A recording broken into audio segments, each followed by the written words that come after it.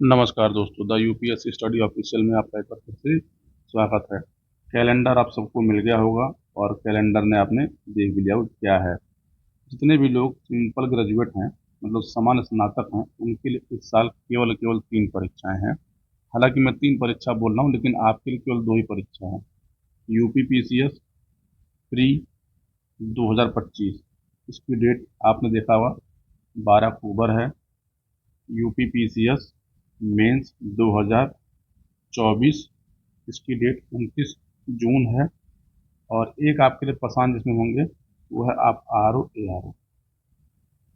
देखिए, ये पेपर तो उसके लिए है जिसका प्री अच्छा हुआ। प्री अच्छा होने का मतलब क्या है कि जिसके 78 से प्लस क्वेश्चन हैं, यानी 78 क्वेश्चन अभी आंसर की से बन रहे हैं, वो इस पेपर को देगा और समझेगा।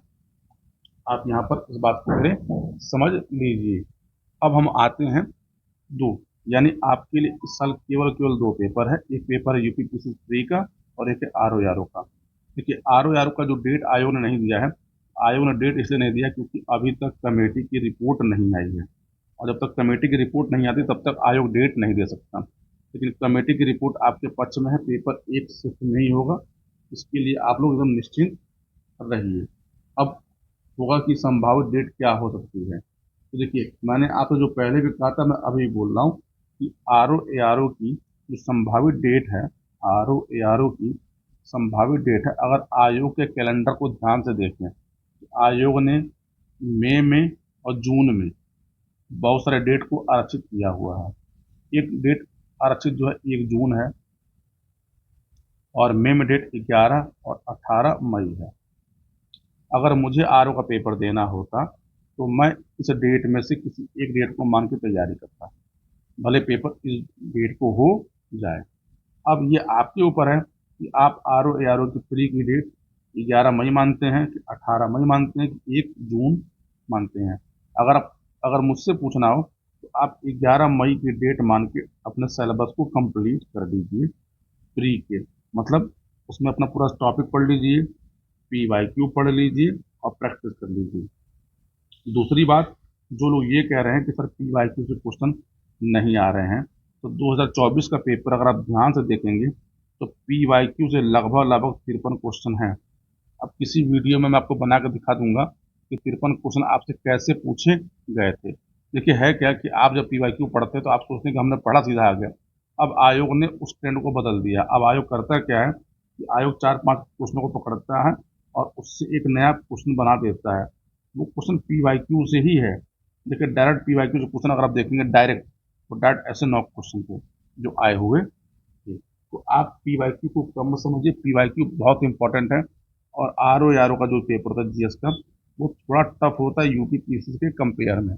यानी आप जीएस को ऐसे प्रिपेयर करिए कि आपको आर ओ आर ओ भी कंप्लीट हो और यूपी पीसीएस 2025 भी उससे कंप्लीट हो। यानी आपको ऐसे करना। अब पी वाई क्यू केवल आप आर ओ आर ओ मत करिए, पी वाई क्यू आप होल करिए। पी वाई क्यू होल मतलब क्या है कि जितने भी क्वेश्चन लोक सेवा आयोग में पूछे गए वो किसी परीक्षा के हैं, आप सब कुछ लगाइए। वो आपको प्रैक्टिस का सबसे बढ़िया आइडिया है। अब आते हैं हम लोग अपने मेन टॉपिक पे आके कि हम लोग देखते हैं कि हमारा एनालिसिस कैसा था 2024 में जो आर का पेपर 11 फरवरी को हुआ था। देखिए, 11 फरवरी को पेपर को अगर देखें तो हमसे इंडियन हिस्ट्री के जो है टोटल 23 क्वेश्चन पूछे गए थे। उस 23 में से एक एनिसेंट, 6 मेडवल और 16 के 16 जो थे वो कहाँ से थे, तो वो मॉडर्न इंडिया से थे। ज्योग्राफी से कुल 22 क्वेश्चन थे, पॉलिटी से 9, यूपी से 9। ठीक, रीजनिंग और मैथ से कुल 14 क्वेश्चन, साइंस से कुल 16 क्वेश्चन, इन्वायरमेंट से कुल 9 क्वेश्चन, जनगणना से कुल 5 क्वेश्चन, एग्रीकल्चर से 2 क्वेश्चन, आर्ट एंड कल्चर से भी 2 क्वेश्चन, करंट से 18 और बाकी मिसलेनियस। देखिए, अगर पूछा जाए, देखिए आपको 140 का टारगेट लेके चलना चाहिए कि हमें 140 के 140 पढ़ के आना है, 140 अटेम्प्ट करना चाहिए। लेकिन अगर सेफर साइड देखें, देखिए हिस्ट्री में आर ओ में पिछले 5 सालों में जितने पेपर हुए हैं, हर पेपर में 20 प्लस क्वेश्चन पूछे जाते हैं। यही हाल ज्योग्राफी का है, यानी ज्योग्राफी में 20 प्लस आपसे पूछे ही जाएंगे। मैथ रीजनिंग आपसे हर साल 13 से 14 क्वेश्चन पूछे जाते हैं, हम 13 मान लेते हैं। साइंस आपको 15 क्वेश्चन हमेशा मिलेंगे। ठीक, उसके बाद आपको जो आता है वो है करंट। करंट हमेशा आपको 17+ मिलेंगे।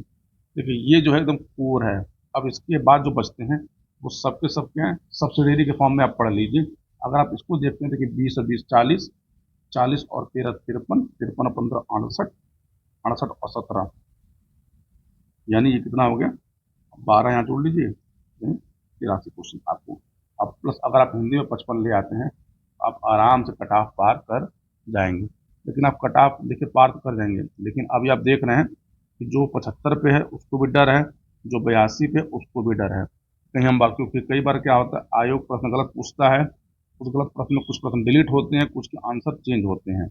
यानी आप ये मान के चलिए कि नेट के नेट आप कम से कम आर की परीक्षा में, जीएस में 90+ और हिंदी में 58+, ये टारगेट अपना आप रखिए रहिए। अगर आप ये टारगेट रखते हैं, देखिए आपके नंबर इतने होते हैं। अगर आप इतने नंबर पाते हैं पूरी परीक्षा में, मतलब इतने क्वेश्चन आप सही करते हैं, तो कितने भी क्वेश्चन डिलीट हो जाएं, कितने भी क्वेश्चन चेंज हो जाए, आपके प्री के रिजल्ट पे कोई भी नेगेटिव प्रभाव नहीं पड़ेगा। यानी आपका हर हाल में किसी न किसी रूप में प्री होना ही होना है। अब आते हैं एक कुछ महत्वपूर्ण बातों पे। देखिए एक महत्वपूर्ण बात कि यूपी पीसीएस मेंस का जो मैं बैच चला रहा था ऑनलाइन, उसको मैंने बंद कर दिया। मैं कोई ऑनलाइन बैच इसमें नहीं चला रहा हूँ। ऑफलाइन एक बैच मैं इलाहाबाद में चला रहा हूँ, ठीक। और उसमें बहुत सीमित बच्चे हैं जिनको मैं अकेले ही पढ़ाता हूँ, और उनको मैं अपनी तरफ से गाइडेंस देता हूँ कि आंसर क्या लिखना होता है, कैसे टॉपिक को समझना होता है, कैसे पढ़ना होता है, ठीक। हिंदी की क्लासेस आपकी 1-2 दिन में जल्दी स्टार्ट कर दूंगा, और जीएस की क्लासेस भी 1-2 दिन में जल्दी स्टार्ट हो जाएंगी। और ये सब के सब जो है मैं मई से पहले पढ़ा दूंगा। और ये जो जीएस है वो आपको, चाहे आप R O A R O का पेपर दे रहे हो, चाहे आपको यूपी पीसीएस की तैयारी करनी हो, वो दोनों जो है हेल्प करेगा। तो ये छोटी सी बातें थी, इस वीडियो में आपको इतनी बातें बतानी थी। अब आपको तय करना है। देखिए अगर आपने R O A R O का फॉर्म भरा हुआ है, जितने लोग पुराने हैं, तो मैं आपको ये बात बताता हूँ कि आप इस साल R O A R O की जॉब ले लीजिए, और अगले साल पीसीएस की जॉब ले लीजिए।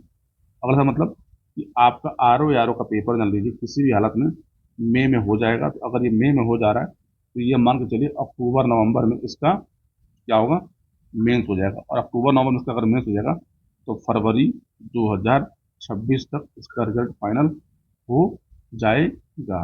तो आप इस बात को समझिए, और आपका मेंस 2025 का होने से पहले आपको फाइनल रिजल्ट मिल जाए, इससे बढ़िया क्या हो सकता है। इसलिए आर ओ को हल्के मत दीजिए। अगर आपने फॉर्म फिल किया है, आपने पेपर दिया हो नहीं दिया हो, आपका एडमिट कार्ड जारी होगा, ठीक। इतनी बातों को समझ लीजिए और अपनी तैयारी को जो है एक धार देना स्टार्ट कर दीजिए। देखिए जो समय बीत चुका है, हाँ, जिनके पास, जिनका प्री अच्छा होगा अपने मेंस की तैयारी करें, क्योंकि आपको एक सीट लेना है तो मेहनत करनी पड़ेगी। इस वीडियो में बस इतनी बातें थी। अगर आपको अच्छा लगता हो तो चैनल को लाइक सब्सक्राइब और शेयर करिए। मिलते हैं अगले वीडियो में। पूरा वीडियो देखने के लिए आप सभी को बहुत बहुत धन्यवाद।